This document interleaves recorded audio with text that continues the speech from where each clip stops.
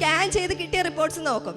അപ്പം duty doctor എന്താണ് ഈ 2 റിപ്പോർട്ട്സ് തമ്മിൽ ഇങ്ങനെ കുറേ നേരം നോക്കി നിൽക്കുന്നേ. അവരിങ്ങനെ തമ്മിയൊക്കെ സംസാരിക്കുന്നു. എന്നിട്ട് അവരെ പറഞ്ഞു പേ ചെയ്യാനൊന്നും നിൽക്കേണ്ട, ഡയറക്റ്റ് അൾട്രാസൗണ്ടിൽ പോയി അൾട്രാസൗണ്ട് ചെയ്തിട്ട് വരാൻ പറഞ്ഞു. അങ്ങനെ ഞാനും അമ്മയും അച്ഛനെയും കൊണ്ട് അൾട്രാസൗണ്ട് ചെയ്യാൻ പോയി. തിരിച്ചു വന്നപ്പോൾ അവർ പറയുന്നു ആദ്യത്തേൽ ഭയങ്കര പ്രശ്നം ഉണ്ടായിരുന്നു എന്ന് പറഞ്ഞാൽ ആദ്യത്തെ സ്കാനിൽ ഇവിടെ നിന്ന് ചെയ്തിട്ട് പോയ സ്കാനിൽ അച്ഛന് സിസ്റ്റ് ഉണ്ടായിരുന്നു. സിസ്റ്റ് ട്യൂമർ ആണോ എന്ന് ഡൗട്ട് ഉണ്ടായിരുന്നു. ഈ സ്കാൻ ചെയ്ത റിപ്പോർട്ടിൽ സിസ്റ്റെ കാണാനില്ല. അത് ഭയങ്കര വലിയ അത്ഭുതമായിപ്പോയി. അങ്ങനെ ഞങ്ങൾ ഈ റിപ്പോർട്ട്സ് മൊത്തം ഞങ്ങളെ കാണിച്ചുകൊണ്ടിരുന്ന ഡോക്ടേഴ്സിനെ കാണിച്ചു. അപ്പം ഡോക്ടർ പറഞ്ഞു ആൾക്ക് കുഴപ്പമില്ല, ആൾക്ക് ഫസ്റ്റ് റിപ്പോർട്ടിൽ നല്ല പ്രശ്നം ഉണ്ടായിരുന്നു, ഇപ്പോഴും ആൾക്ക് ഒരു പ്രശ്നമില്ല, ആള് സിസ്റ്റോ ഒരു പ്രശ്നമില്ല. പക്ഷേ യൂറിൻ ബാക്ടീരിയ ഉണ്ട്, അത് നെഫ്രോളജി കാണിക്കാൻ പറഞ്ഞു. നെഫ്രോളജിയിലെ ഡോക്ടർ 1 വീക്ക് മരുന്ന് തന്നിട്ട് വീണ്ടും യൂറിൻ കൾച്ചർ ചെയ്യാൻ പറഞ്ഞായിരുന്നു. യൂറിൻ കൾച്ചർ ചെയ്ത് വന്നപ്പം ഡോക്ടർ പറഞ്ഞ ആൾക്ക് ഒരു കുഴപ്പമില്ല, ആൾ വീണ്ടും നോർമലാണെന്ന് പറഞ്ഞു. അമ്മ മാതാവിനും തിരുകുമാരനും കോടാനുകോടി നന്ദി. ഞാൻ ഇന്നിവിടെ സാക്ഷ്യം പറയാൻ നിൽക്കുന്നത്, എൻ്റെ പേര് അനശ്വര. ഞാൻ ആറ്റിങ്ങൽ നിന്നാണ് വരുന്നത്, തിരുവനന്തപുരം ജില്ലയിലെ ആറ്റിങ്ങൽ നിന്ന്. ഞാൻ ജൂൺ 9-ാം തീയതിയാണ് ആദ്യമായിട്ട് കൃപാസനത്തിൽ എത്തുന്നത്. ജൂൺ 9-ാം തീയതി അമ്മ ഉടമ്പടി എടുത്തിരുന്നു, ഞാൻ കൂടെ വന്നതാണ്. അപ്പോൾ അന്ന് തന്നെ എനിക്ക് ഒരു അനുഭവം ലഭിച്ചിരുന്നു. എന്ന് പറഞ്ഞാൽ ഞാനിവിടെ നിന്ന് അമ്മയുമായി വീട്ടിൽ എത്തിയ ശേഷം എൻ്റെ ഒരു സുഹൃത്തിൻ്റെ അനിയത്തിക്ക് ഒരു ആക്സിഡൻറ്റ് സംഭവിച്ചായിരുന്നു. ആക്സിഡൻ്റ് എന്ന് പറഞ്ഞാൽ ആ കുട്ടിയെ വണ്ടി ഇടിപ്പിച്ച് തെറിപ്പിച്ചു. അപ്പം അതിൻ്റെ ചേച്ചി എൻ്റെ അടുത്ത് പറയുവാണ് അനിയത്തിയുടെ ഒരു വിവരവും അറിയുന്നില്ല, എനിക്ക് എന്ത് ചെയ്യണമെന്ന് അറിയില്ല. അപ്പം ഞാൻ പറഞ്ഞു ഞാൻ കൃപാസനം എന്ന് പറഞ്ഞൊരു പള്ളിയിൽ പോയിരുന്നു, അവിടുത്തെ മാതാവ് മോളുടെ അനിയത്തിയെ രക്ഷിക്കും, കുഞ്ഞിനൊന്നും വരുത്തില്ല എന്ന് ഞാൻ പറഞ്ഞു. അപ്പം പിറ്റേ ദിവസം ആ മോളിങ്ങനെ പറയുന്നു അനിയത്തി വീട്ടിലെത്തി, അനിയത്തിക്ക് ഒരു കുഴപ്പമില്ല, അവൾ ഓക്കെ ആണെന്ന് പറഞ്ഞു. ഞാൻ ആ കാർ ആക്സിഡൻറ്റ് ഞാൻ കണ്ടായിരുന്നു, ഞാൻ ശരിക്കും പേടിച്ചു പോയി. അപ്പോൾ എനിക്ക് ഉറപ്പാണ് മാതാവിൻ്റെ ഒരു ഇതിലാണ് ആ കുഞ്ഞിന് ഒന്നും പറ്റാതെ ആ കുഞ്ഞ് സൗഖ്യത്തോടെ വീട്ടിലെത്തിയെന്ന് ഞാൻ വിശ്വസിക്കുന്നു. ഇനി ഞാൻ ഉടമ്പടി എടുത്തത് ജൂലൈ 3-ാം തീയതിയാണ്. ജൂലൈ 3-ാം തീയതി ഇന്ന് ഞാൻ സാക്ഷ്യം പറയാൻ നിൽക്കുന്നത് എൻ്റെ അച്ഛൻ്റെ കാര്യമാണ്. അച്ഛൻ ഈ 2023-ലാണ് ഞാൻ ഉടമ്പടി എടുത്തത്. നവംബർ 24-ാം തീയതി അച്ഛൻ ഒട്ടും വയ്യാണ്ടായി എന്ന് പറയുമ്പോൾ ഈ നടന്നു പോകുമ്പോൾ യൂറിൻ പാസ് ചെയ്യുകയും യൂറിനിൽ കൂടെ ബ്ലഡ് വരികയും അങ്ങനെ നടുവേദന, അങ്ങനെ ഒട്ടും ആളെ കൊണ്ട് നടക്കാനൊന്നിനും പറ്റാത്ത അവസ്ഥയായി, കുഴഞ്ഞു വീഴുകയൊക്കെ ചെയ്തു. അങ്ങനെ ഞങ്ങൾ ഞങ്ങളുടെ വീട്ടിന് അടുത്തുള്ള ഒരു ആശുപത്രിയിൽ കൊണ്ടുപോയ ടൈമിൽ അവർ പറഞ്ഞു സംഭവം പ്രശ്നമാണ്, ടെസ്റ്റൊക്കെ ചെയ്യണം. ഓരോ ടെസ്റ്റിനും അവർ എഴുതി തന്നു. അങ്ങനെ ഞങ്ങൾ പിറ്റേ ദിവസവും ഒട്ടും വയ്യാണ്ടായി രാത്രി ഞാനും അമ്മയും കൂടി അച്ഛനെ ആശുപത്രിയിൽ കൊണ്ടുപോയപ്പോൾ അവർ വീണ്ടും ടാബ്ലറ്റ്സും ഇഞ്ചക്ഷനും എടുത്തിട്ട് വീട്ടിൽ പറഞ്ഞു വിട്ടു. പിന്നെ സ്കാൻ ചെയ്തപ്പോൾ സ്കാനിങ് അവിടെ നിൽക്കുന്ന ചേച്ചിമാരൊക്കെ തമ്മി പറയുന്നുണ്ടായിരുന്നു ഇത് പ്രശ്നമാണ്, ഉടനെ തന്നെ ഡോക്ടറിനെ കാണിക്കണം, വെച്ചുകൊണ്ട് നിൽക്കണം എന്നൊക്കെ പറഞ്ഞായിരുന്നു. അങ്ങനെ പിറ്റേ ദിവസം വീട്ടിനടുത്തുള്ള ഹോസ്പിറ്റലിൽ കാണിച്ച ടൈമിൽ ഡോക്ടർ ട്രിവാൻഡ്രം മെഡിക്കൽ കോളേജിലോട്ട് റെഫർ ചെയ്തു. അങ്ങനെ 1-ാം തീയതി തിരുവനന്തപുരം മെഡിക്കൽ കോളേജിൽ യൂറോളജി ഡിപ്പാർട്ട്മെൻറ്റിൽ അച്ഛനെയും കൊണ്ട് ഞങ്ങൾ പോയി, ഞാനും അമ്മയും കൂടി പോയി. അപ്പം അവിടെ നിന്ന ഡോക്ടർ അച്ഛന് മുമ്പ് സ്ട്രോക്ക് വന്നിട്ടുണ്ട്, അത് മരുന്ന് കഴിക്കുന്നുണ്ടായിരുന്നു, പക്ഷെ ഉടമ്പടി എടുത്ത ശേഷം അച്ഛനെല്ലാം നോർമലായി, അച്ഛന് മരുന്ന് കഴിക്കാതെ തന്നെ ആൾ ഓക്കെ ആയി. അത് അമ്മ ഒരു വട്ടം വന്ന് സാക്ഷ്യം പറഞ്ഞായിരുന്നു. അപ്പം അച്ഛൻ്റെ എല്ലാ അസുഖങ്ങളുമൊക്കെ എഴുതിയെടുത്തിട്ട് ഡോക്ടർ പറഞ്ഞു ഇത് സീരിയസ് ആണ്. അപ്പോൾ ഒരു സ്കാൻ റിപ്പോർട്ട് കയ്യിലുണ്ട്. അപ്പോൾ പറഞ്ഞു ഇത് സീരിയസ് ആണ്, ഇനി എന്താണ് ഇത് സീരിയസ് ആണ്, ഒരു CT സ്കാൻ ചെയ്ത് നോക്കാം, എന്നിട്ട് നമുക്ക് ഫർദർ പ്രൊസീജിയറിലോട്ട് പോകാമെന്ന് പറഞ്ഞു. അപ്പം CT സ്കാൻ ചെയ്യാൻ മെഡിക്കൽ കോളേജിലാണെങ്കിൽ ഇപ്പം നമ്മൾ ഡേറ്റ് എടുക്കുകയാണെങ്കിൽ 1 മാസം കഴിഞ്ഞൊക്കെ ഡേറ്റ് കിട്ടുള്ളൂ. ഡേറ്റ് കിട്ടാനൊക്കെ ഭയങ്കര പാടാണ്. അപ്പോൾ ഡോക്ടർ പറഞ്ഞ് മെഡിക്കൽ കോളേജിൻ്റെ അകത്ത് ചെയ്യാൻ നിൽക്കേണ്ട, വെളിയിൽ പ്രൈവറ്റായിട്ട് പോയി ചെയ്താൽ മതി എന്ന് പറഞ്ഞു. അപ്പം 1-ാം തീയതിയാണ് നമ്മൾ ആദ്യമായിട്ട് കാണിച്ചത്. അപ്പോൾ പറഞ്ഞു 5-ാം തീയതി തന്നെ അടുത്ത OPയിൽ വന്ന് കാണിക്കണം എന്നിങ്ങനെ ഡോക്ടർ പറഞ്ഞായിരുന്നു. അങ്ങനെ ഞാൻ അമ്മ അച്ഛനെയും കൊണ്ട് നിന്ന സമയത്ത് ഞാൻ ലാബിൽ പോയി തിരക്കുകയൊക്കെ ചെയ്തായിരുന്നു. അപ്പോൾ അവർ പറഞ്ഞു പ്രൈവറ്റ് ഒരു ലാബിൽ 6-ാം തീയതി ചെയ്ത് തരാമെന്ന് പറഞ്ഞു. അപ്പോൾ ഞാൻ പറഞ്ഞു 5-ാം തീയതിയാണ് കാണിക്കാനുള്ളത്, 6-ാം തീയതി കാണിച്ചാൽ പറ്റില്ല, അങ്ങനെയൊക്കെ പറഞ്ഞപ്പോൾ അവർ പറഞ്ഞില്ല, ഡേറ്റ് ഇല്ല, കിട്ടില്ല, പ്രൈവറ്റ് ആയിട്ടുള്ള അവിടെ പോലും അവർ ഡേറ്റ് തരുന്നില്ല. അങ്ങനെ നിൽക്കുമ്പോൾ എനിക്കൊരു ഫ്രണ്ടുണ്ട്, മെഡിക്കൽ കോളേജ് പഠിക്കുവാണ് അവൾ. അപ്പം അവളുടെ കെയർ ഓഫിൽ ഒരു സിസ്റ്റർ വഴി എനിക്ക് 4-ാം തീയതി അവിടെ മെഡിക്കൽ കോളേജിൽ തന്നെ CT സ്കാൻ എടുക്കാനുള്ള ഡേറ്റ് കിട്ടി. ആദ്യം 2-ാം തീയതിയാണ് കിട്ടിയത്. അപ്പം 1-ാം തീയതിയാണ് ഈ സംഭവങ്ങളൊക്കെ നടക്കുന്നത്. 2-ാം തീയതി ഞാനും അമ്മയും കൂടി കൃപാസനത്തിൽ വരാമെന്ന് പറഞ്ഞായിരുന്നു മാതാവിൻ്റെ അടുത്ത്. അപ്പോൾ ആദ്യം 2-ാം തീയതി കിട്ടിയ ഡേറ്റ് മാതാവ് 4-ാം തീയതി ആക്കി തന്നു. ആ 4-ാം തീയതി തന്നെ എല്ലാ റിപ്പോർട്ടുകളും കിട്ടുകയും ചെയ്തു. അതിന് മുമ്പ് 2-ാം തീയതി ഞാൻ ഇവിടെ വന്നെന്ന് പറഞ്ഞില്ലേ, 2-ാം തീയതി ഇവിടെ വന്ന് ഫാദറിൻ്റെ ബ്ലെസ്സിങ്സ് അച്ഛൻ്റെ ഫോട്ടോയിൽ, അച്ഛന് യൂറിൻ ഹോൾഡ് ചെയ്ത് വെക്കാൻ പറ്റില്ല, അപ്പോൾ അച്ഛന് അത്രയും ദൂരം ട്രാവൽ ചെയ്യാൻ പറ്റില്ല. അങ്ങനെ അച്ഛൻ്റെ ഫോട്ടോയും കൊണ്ടുവന്ന് ഫാദറിൻ്റെ ബ്ലെസ്സിങ്സോടെയൊക്കെയാണ് ഞങ്ങൾ വീട്ടിൽ പോയത്. വീട്ടിൽ പോയപ്പോഴേ ഈ 2-ാം തീയതി തന്നെ അച്ഛനിൽ മാറ്റങ്ങളൊക്കെ കണ്ടു തുടങ്ങി. ആൾ നല്ലപോലെ നടന്നു തുടങ്ങി, എപ്പോഴും കിടക്കുന്ന ആൾ നടന്നൊക്കെ തുടങ്ങി. പിന്നെ അച്ഛന് ഇതിൻ്റെ പ്രശ്നമല്ലായിരുന്നു, അച്ഛന് പൊതുവേ കേൾവി ഒത്തിരി കുറവായിരുന്നു. പക്ഷേ ഈ അച്ഛൻ്റെ ബ്ലെസ്സിങ്സ് കിട്ടിയ ആ 2-ാം തീയതി അച്ഛന് നല്ലപോലെ ചെവിയൊക്കെ കേൾക്കാം. അപ്പോൾ ഞങ്ങളിങ്ങനെ നോക്കി നിന്നു. ഒരുപാട് വ്യത്യാസം അന്ന് തന്നെ ഫീൽ ചെയ്ത് തുടങ്ങി. അപ്പോൾ ഇത് കഴിഞ്ഞ് 4-ാം തീയതി അച്ഛനെയും കൊണ്ട് സ്കാൻ ചെയ്യാൻ വേണ്ടി പോയി. സ്കാൻ ചെയ്യാൻ വേണ്ടി ഞാൻ നേരത്തെ പോയായിരുന്നു ഹോസ്പിറ്റലിൽ. പോയ ടൈമിലാണ് പറയുന്നത് ക്രിയാറ്റിൻ്റെ അളവ് കൂടുതലാണ്, ഇപ്പോൾ സ്കാൻ ചെയ്യാൻ പറ്റില്ല, ഉടനെ കൺസൾട്ട് ചെയ്ത ഉടനെ ഡോക്ടറിനെ പോയി കാണാൻ പറഞ്ഞു. അപ്പം മെഡിക്കൽ കോളേജിൽ ട്യൂസ്ഡേയും ഫ്രൈഡേയും ആണ് നമുക്ക് ഡേറ്റ് കിട്ടി. അപ്പം ആ ഡേറ്റിലെല്ലാം നമുക്ക് കൺസൾട്ട് ചെയ്യുന്ന ഡോക്ടേഴ്സിനെ കാണാൻ പറ്റില്ല. അപ്പം മൺഡേ ആണ് ഞാൻ ഈ CT സ്കാൻ എടുക്കാൻ വന്നത്. അപ്പോൾ ഒരു ഹോപ്പുമില്ല, ഡോക്ടറിനെ കാണാൻ പറ്റില്ല എന്നാണ് ആദ്യം പറഞ്ഞത്. അപ്പം എൻ്റെ കയ്യിൽ കാശ് രൂപം ഉണ്ടായിരുന്നു. ഞാൻ കാശ് രൂപം മുറുകെ പിടിച്ച് അവിടെ OP കൗണ്ടറിൽ ഒന്നും കൂടെ പോയി ചോദിച്ചു എന്തെങ്കിലും മാർഗം ഉണ്ടോ. അപ്പോൾ പറഞ്ഞ് യൂറോളജി ഡിപ്പാർട്ട്മെൻറ്റിൽ ചെന്ന് ചോദിക്കാൻ പറഞ്ഞു. അങ്ങനെ ഞാൻ ചെന്ന് ചോദിച്ച ടൈമിൽ അവിടുത്തെ ഇരുന്ന സിസ്റ്റർ പറഞ്ഞ് ഇപ്പോൾ ഡോക്ടർ റൗണ്ട്സിന് വന്നിട്ടുണ്ട്, ഓടിപ്പോയി കണ്ടു നോക്ക്, ചിലപ്പോൾ നടക്കുമെന്ന് പറഞ്ഞു. അങ്ങനെ ഞാൻ ഓടിപ്പോയി ഡോക്ടറിനെ കണ്ടപ്പോൾ ഡോക്ടർ അവിടെ നിൽപ്പുണ്ട്. ഞാൻ സംസാരിച്ച സമയത്ത് ഡോക്ടർ സ്കാൻ മാറ്റി തന്നു, വേറൊരു സ്കാൻ ചെയ്യാൻ പറഞ്ഞു. അങ്ങനെ അതും കൊണ്ട് താഴെ വന്നപ്പോഴേക്കും അച്ഛനും അമ്മയൊക്കെ വന്നായിരുന്നു. അങ്ങനെ സ്കാൻ ചെയ്യാൻ വേണ്ടി പോയി. സ്കാൻ ചെയ്യുന്നതിൻ്റെ അവിടെ ഒരു ഡ്യൂട്ടി ഡോക്ടർ കാണും. അപ്പം ഡോക്ടർ നമുക്ക് മുമ്പ് കയ്യിലുള്ള റിപ്പോർട്ട്സ് നോക്കും, സ്കാൻ ചെയ്ത് കിട്ടിയ റിപ്പോർട്ട്സ് നോക്കും.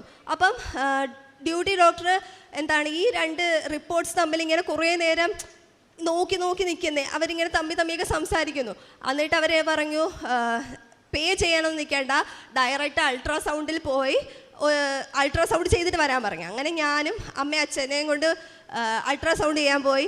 തിരിച്ചു വന്നപ്പോൾ അവർ പറയുന്നു ആദ്യത്തേൽ ഭയങ്കര പ്രശ്നം ഉണ്ടായിരുന്നു എന്ന് പറഞ്ഞാൽ ആദ്യത്തെ സ്കാനിൽ ഇവിടെ നിന്ന് ചെയ്തിട്ട് പോയ സ്കാനിൽ അച്ഛന് സിസ്റ്റ് ഉണ്ടായിരുന്നു. സിസ്റ്റ് ട്യൂമർ ആണോ എന്ന് ഡൗട്ട് ഉണ്ടായിരുന്നു. ഈ സ്കാൻ ചെയ്ത റിപ്പോർട്ടിൽ സിസ്റ്റെ കാണാനില്ല.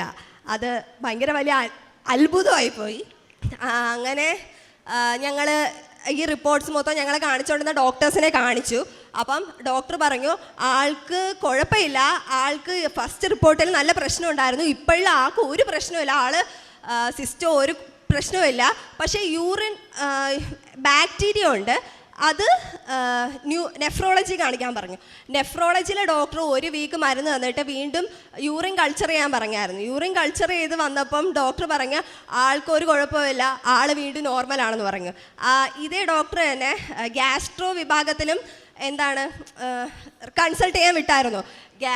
അതിന് മുമ്പ് വേറൊരു സംഭവം ഉണ്ടായി. ഒരു ദിവസം അമ്മ രാത്രി ഇരുന്ന് പറഞ്ഞു അച്ഛന് വയ്യാത്ത ആളാണ്, അപ്പം മരുന്ന് അച്ഛൻ ഇങ്ങനെ ചോദിക്കും ഞാൻ ഇത്രയും വയ്യാത്ത ആളായിട്ട് എനിക്കൊരു മരുന്നും ഇല്ലേ, അങ്ങനെ ചോദിക്കുമായിരുന്നു. അപ്പം അമ്മ പറഞ്ഞ് നാളെ നോക്കിക്കോ, ഒരു മരുന്നും വേണ്ട എന്ന് ഡോക്ടർ പറയും. അപ്പം ഞാൻ അമ്മ ഇങ്ങനെ നോക്കിയേ, അതെങ്ങനെ പറയാൻ പറ്റും, അച്ഛൻ ഇത്രയും വയ്യാത്ത ആളല്ലേ, അച്ഛൻ ഇങ്ങനെ മരുന്ന് പോലും ഇല്ലാതെ ശരിയാവുമെന്ന് ഇങ്ങനെ പറയാൻ പറ്റും, ഒരു മരുന്നെങ്കിലും കാണൂലേ, അത്ര അവശനായല്ലേ ഞങ്ങൾ ആശുപത്രി കൊണ്ടുപോയത്. പിറ്റേ ദിവസം പോയ സമയത്ത് ഗ്യാസ്ട്രോ വിഭാഗത്തിലെ ഡോക്ടർ കൺസൾട്ട് ഞാൻ OP പേപ്പറിൽ എഴുതി തന്ന് no medicine required only diet control എന്ന്. ഞാനിത് കണ്ടപ്പോൾ ഞെട്ടിപ്പോയി. ശരിക്കും ഞാൻ ഒട്ടും എക്സ്പെക്റ്റ് ചെയ്തില്ല. അത് കണക്ക് തന്നെ യൂറോളജി ചെന്നപ്പോഴും പറഞ്ഞ് ഇനി ഒരു മരുന്ന് കഴിക്കേണ്ട, ആൾ ഓക്കെയാണ്, ആൾ പെർഫെക്റ്റ്ലി ഓക്കെയാണ്, ഇനി ഒരു കുഴപ്പമില്ല, ആളെ കൊണ്ടുവരണ്ടെന്ന് പറഞ്ഞു. ഈ 29-ാം തീയതിയാണ് അവസാനമായിട്ട് കൺസൾട്ട് ചെയ്യാൻ പോയത്. ഡോക്ടേഴ്സ് പറഞ്ഞു, ഞാൻ ചോദിച്ചു ഇനി എന്ത് വരണം ഡോക്ടർ എന്ന് ചോദിച്ചു. അപ്പോൾ ഡോക്ടർ പറഞ്ഞു ഇനി വരണ്ട, അച്ഛന് ഒരു കുഴപ്പമില്ല, അച്ഛൻ ഓക്കെ ആയെന്ന് പറഞ്ഞു. ഇത് മാതാവും തിരുമാരനും തന്ന വലിയൊരു അനുഗ്രഹമാണ്.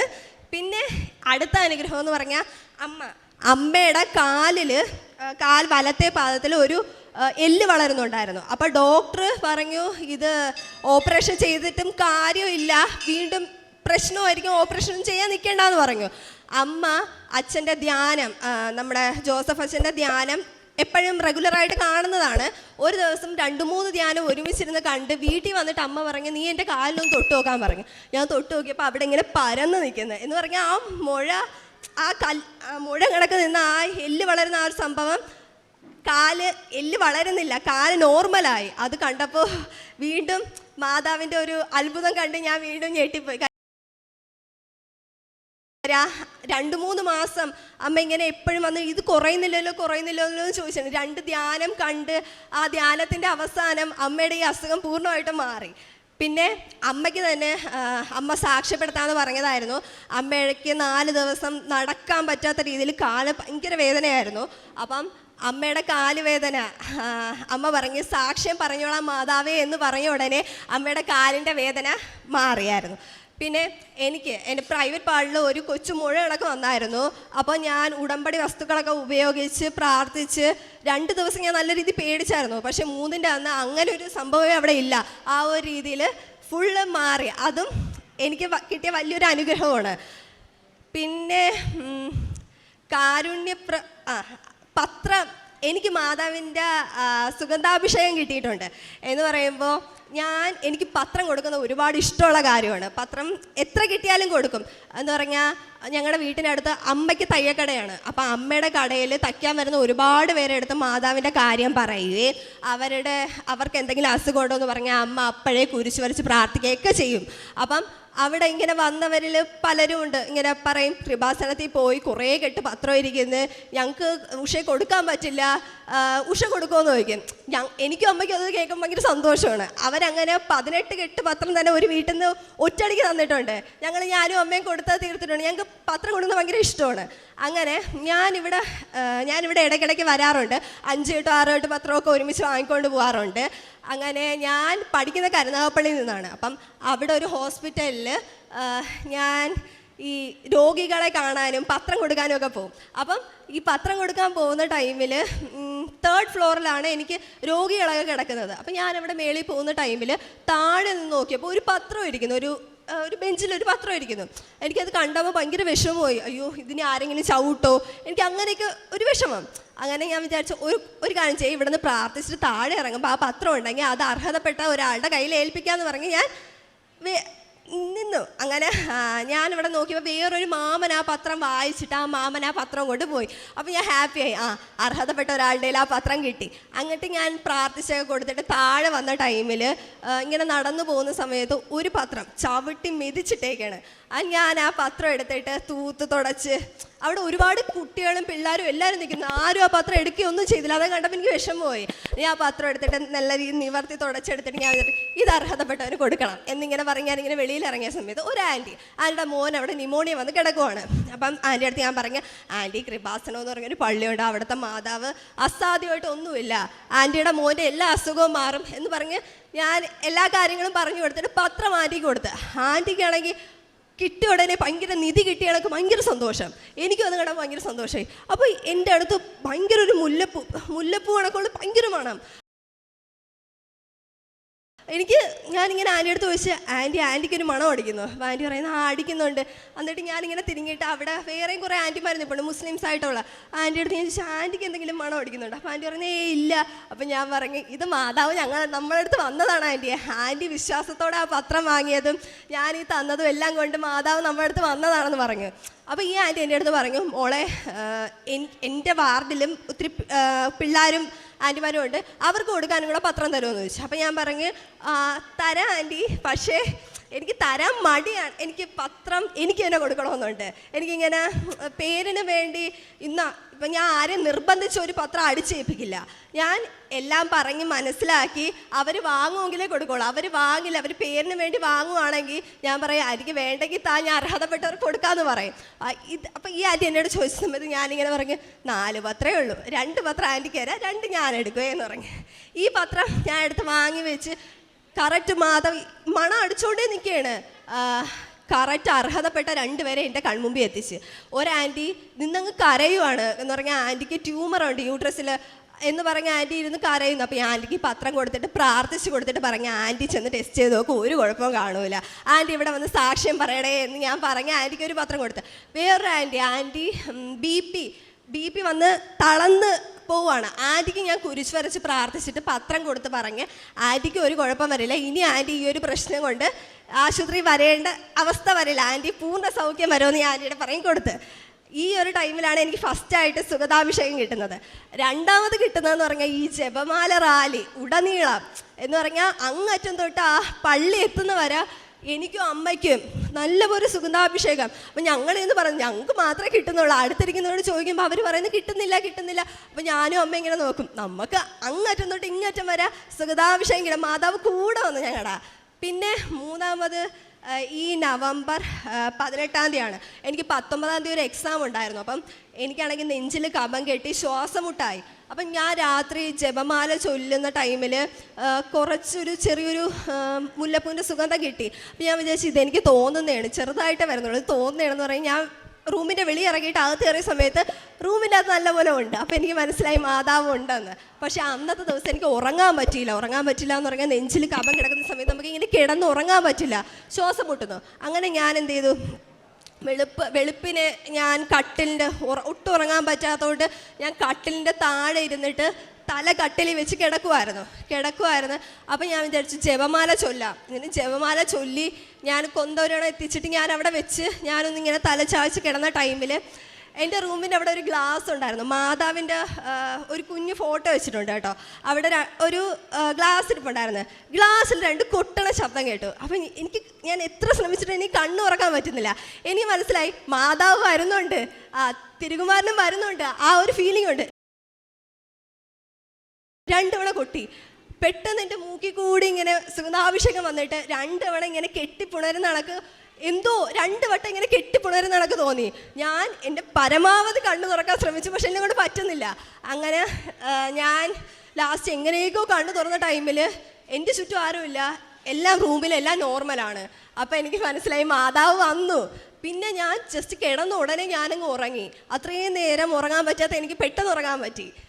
ഇത് കണക്ക് തന്നെ ഞാനിപ്പം മെഡിക്കൽ കോളേജിൽ അച്ഛൻ്റെ ആവശ്യ സമയത്ത് മെഡിക്കൽ കോളേജിൽ പോകുന്ന സമയത്ത് രോഗികളെ കാണുമ്പോൾ ഞാനും അമ്മയും കുരിശ് വരച്ച് പ്രാർത്ഥിച്ച് കൊടുക്കുക, സ്ട്രെച്ചറിലൊക്കെ പോകുന്നവർക്ക് കുരിശ് വരച്ച് പ്രാർത്ഥിച്ച് കൊടുക്കുക, എല്ലാവർക്കും പത്രം കൊടുക്കുകയൊക്കെ ചെയ്യുമായിരുന്നു. ഈ മെഡിക്കൽ കോളേജിൽ ചിലരുടെ അടുത്ത് എത്തുമ്പോൾ സുഗതാഭിഷേകം എനിക്ക് കിട്ടും കേട്ടോ. അപ്പം മാതാവ് ഇങ്ങനെ എൻ്റെ അടുത്ത് ഇങ്ങനെ പറയും, അവരോട് പറ മാതാവിനെ കുറിച്ച് പറ എന്നിങ്ങനെ പറയും. ഈ പറഞ്ഞവരെയൊക്കെ കൃപാസന മാതാവിനെ കുറിച്ച് കേട്ടിട്ടുണ്ട്, പക്ഷെ വരാൻ ഒരുപാട് ആഗ്രഹിക്കുന്നവരുമാണ്, പക്ഷെ എത്തിയിട്ടില്ല. അവരുടെ അടുത്തൊക്കെ എത്തുമ്പോൾ എനിക്കൊരു സുഗന്ധാഭിഷേകം കിട്ടാറുണ്ട്. ഞാനിങ്ങനെ അവരുടെ ചെന്ന് ചോദിക്കും കൃപാസന മാതാവിനെ കുറിച്ച് കേട്ടിട്ടുണ്ടാന്ന് ചോദിക്കുമ്പോൾ അവർ പറയും കേട്ടിട്ടുണ്ടെന്നൊക്കെ പറയും. അപ്പം ഇങ്ങനെ ഇന്നും ഞാൻ അവിടെ വന്ന് പ്രാർത്ഥിക്കുന്ന സമയത്ത് എനിക്ക് കിട്ടിയായിരുന്നു അവിടെ രാവിലെ. അപ്പം അങ്ങനെ ഉടനീളം സുഗന്ധാഭിഷേകം കിട്ടാറുണ്ട്. പിന്നെ എന്നെ മാതാവ് ഞാൻ എന്നും രാവിലെ പ്രാർത്ഥിച്ച ശേഷം സങ്കീർത്തനം 91 വായിക്കാറുണ്ട്. എന്നും വായിക്കും, മുടങ്ങാറില്ല. അപ്പോൾ മാതാവ് എൻ്റെ കൂടെ ഉള്ള അടക്കം എനിക്ക് ഫീൽ ചെയ്യാറുണ്ട്. ഞാൻ വണ്ടിയിൽ നിന്ന് സ്ഥിരം വീഴുന്ന ആളായിരുന്നു. വണ്ടിയിൽ നിന്ന് സ്ഥിരം വീഴുന്നതെന്ന് പറഞ്ഞാൽ വണ്ടിയിൽ ജസ്റ്റ് ഒന്ന് പോയാൽ എൻ്റേതല്ലാത്ത കാരണത്താൽ ഞാൻ വണ്ടിയിൽ നിന്ന് വീണുകൊണ്ടിരിക്കുകയായിരുന്നു. പക്ഷെ ഉടമ്പടി എടുത്തതിന് ശേഷം ഞാൻ വണ്ടിയിൽ നിന്ന് വീണിട്ടില്ല. ഏറ്റവും എന്നെ അത്ഭുതപ്പെടുത്തിയ ഒരു സിറ്റുവേഷൻ എന്ന് പറഞ്ഞാൽ ഞാനും എൻ്റെ ഫ്രണ്ടും 2 വണ്ടിയിലായിട്ട് പോകുമായിരുന്നു. ഞങ്ങൾ തമ്മിലൊരു 100 മീറ്റർ വ്യത്യാസമേ കാണുള്ളൂ, 150 അതിനിടയിൽ വ്യത്യാസമേ ഉള്ളൂ. അപ്പോൾ അവരെ കടന്നുപോയി. പെട്ടെന്ന് ഒരു ഇടവഴിയിൽ നിന്ന് 2 പട്ടികൾ പെട്ടെന്ന് എടുത്ത് ചാടി എനിക്ക് ബ്രേക്ക് പിടിക്കാൻ പോലുള്ള ടൈമില്ല. ഞാൻ വിചാരിച്ചു വണ്ടി ഇടിച്ചു, ഞങ്ങൾ വീണ് എന്ത് ചെയ്യണമെന്നറിയാമേ, ബ്രേക്ക് പോലും പിടിക്കാം. ഞാനിങ്ങനെ ഫ്രണ്ടിലോട്ട് പോയ ടൈമിൽ ഞാൻ ബ്രേക്ക് പിടിക്കാൻ പോലും ടൈമില്ല. ഈ പട്ടികളുടെ ഇടയിൽ ഗ്യാപ്പ് വന്നു. അതിനെ ഞാൻ വണ്ടി നിർത്തിയിട്ട് തിരിഞ്ഞു നോക്കിയപ്പോൾ ആ പട്ടികൾ ഒരുമിച്ച് നിൽക്കുവാണ്. എൻ്റെ സൈഡിൽ നിന്ന് എതിരെ വന്നൊരു ചേട്ടൻ അപ്പോഴേ ഇങ്ങനെ കുരിശ് വരച്ചു. അപ്പം എനിക്ക് മനസ്സിലായി ഇത് മാതാവ് ഇടപെട്ടു. എനിക്ക് അന്ന് തൊട്ട് മാതാവ് എൻ്റെ കൂടെ ഉണ്ട് എന്നെനിക്കൊരു വിശ്വാസമാണ്. എൻ്റെ വണ്ടിയുടെ ചുറ്റും എപ്പോഴും പട്ടികൾ കാണാറുണ്ട്. പക്ഷേ എനിക്ക് ആ ടൈമിൽ മാതാവ് ഒന്നി കറക്റ്റായിട്ട് ബ്രേക്ക് കിട്ടും, അല്ലെങ്കിൽ അതിനെ എന്തെങ്കിലുമൊക്കെ മാതാവ് അത്ഭുതങ്ങൾ അപ്പം സൃഷ്ടിക്കാം. പിന്നെ അമ്മയ്ക്ക് ആ അമ്മ അമ്മ എപ്പോഴും പറയും ആരൊന്നും കടം വാങ്ങരുത് എന്ന് എപ്പോഴും അമ്മ ഇങ്ങനെ പറയും. അത് കണക്ക് തന്നെ അമ്മയ്ക്ക് ഇങ്ങനെ അതിനുശേഷം ഉടമ്പടി എടുത്തതിന് ശേഷം അമ്മയ്ക്ക് അത്യാവശ്യം അച്ഛൻ വയ്യാത്ത ആളാണ്, അമ്മ ഒരാളാണ് വീട് നോക്കുന്നത്. അപ്പം അമ്മ കടം വാങ്ങാതെ തന്നെ നമ്മുടെ ലോൺ അടയ്ക്കാനും എല്ലാത്തിനും മാർഗം എന്ന് പറഞ്ഞാൽ തയ്യലാണ്. അമ്മയ്ക്ക് തയ്യലൊക്കെ ഒരുപാട് ഉണ്ട്, കൂട്ടി തന്നിട്ടുണ്ട് മാതാവ്. അത് കണക്ക് തന്നെ അമ്മ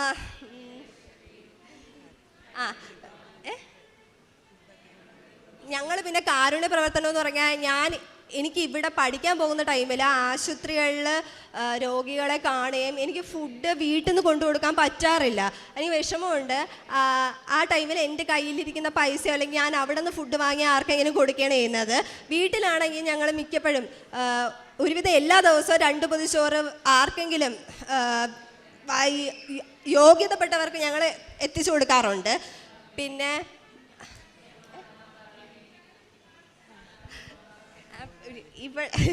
ഇവള് അനിയത്തി, ഇതെൻ്റെ അനിയത്തിയാണ്. അപ്പം ഇവളുടെ ഒരു കാര്യം എന്ന് പറഞ്ഞാൽ ഇവൾ ഞങ്ങളുടെ കൂടെ അധികം വന്ന് പ്രാർത്ഥിക്കാനോ ഒന്നിനോ അങ്ങനെ നിൽക്കാറില്ല. പക്ഷെ ഇവൾക്ക് മാതാവിനെ ഭയങ്കര വിശ്വാസമാണ്. ഇവളുടെ ഏറ്റവും വലിയ കാര്യം എന്ന് പറയുമ്പോൾ മാതാവ് ഇവൾ എന്ത് മനസ്സിൽ ആഗ്രഹിച്ചാലും മാതാവ് അപ്പം കയ്യിലെത്തിച്ചു കൊടുക്കും. ചെറുതാണെന്ന് തോന്നും, പക്ഷെ ഇവളെ സംബന്ധിച്ച് വലിയ കാര്യമാണ്. ഇവളൊരു ദിവസം ഇങ്ങനെ കിടക്കുന്ന ടൈമിൽ അവൾക്ക് നൂഡിൽസ് വേണമെന്ന് ഭയങ്കര ആഗ്രഹമായിരുന്നു കേട്ടോ. അങ്ങനെ ഇവൾ ഇതൊന്നും ആരടുത്തും പറയാതെ ഇവൾ കയറി കിടന്ന് ഉറങ്ങി.